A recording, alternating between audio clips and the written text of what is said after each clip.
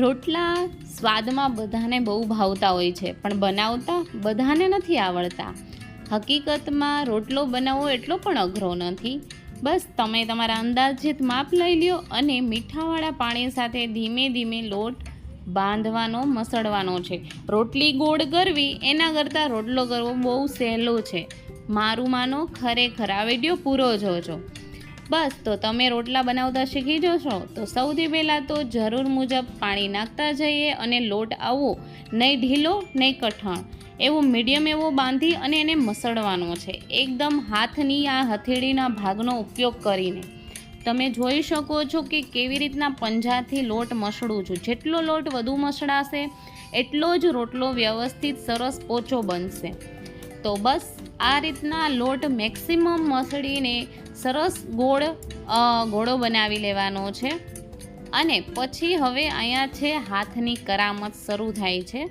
તો સૌથી પહેલાં તો આ રીતના લાડવા શેપ થોડો બનાવવાનો છે અને પછી હાથના આંગળાની મદદથી તમે ડાયરેક્ટ રોટલો ટીપી શકો છો, અથવા તો આ રીતે હાથના આંગળાની મદદથી એને થોડો પ્રેશર કરીને મોટો બનાવતું જવાનું છે. જો આવા શેપનો થઈ જાય, મીડિયમ પંજામાં સમાય એવડો, પછી ચારેય બાજુ થોડું એવું પાણી લગાવીને એને કિનારીને સરસ એકસરખી લીસી કરી લેવાની છે.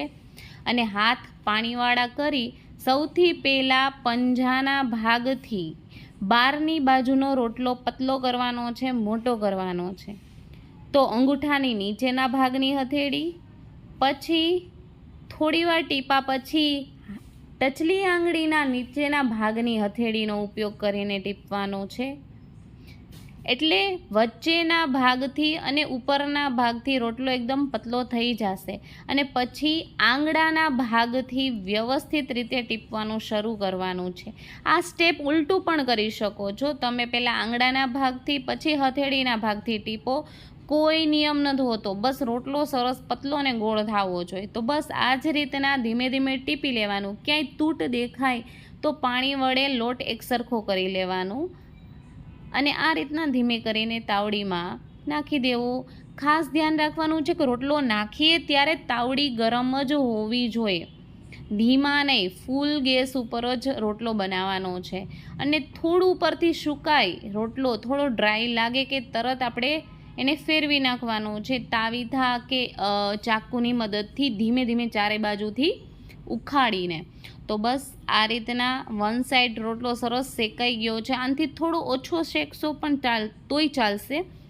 જો રોટલો ફૂલાવવો હોય તો થોડું લાઇટ શેકવું.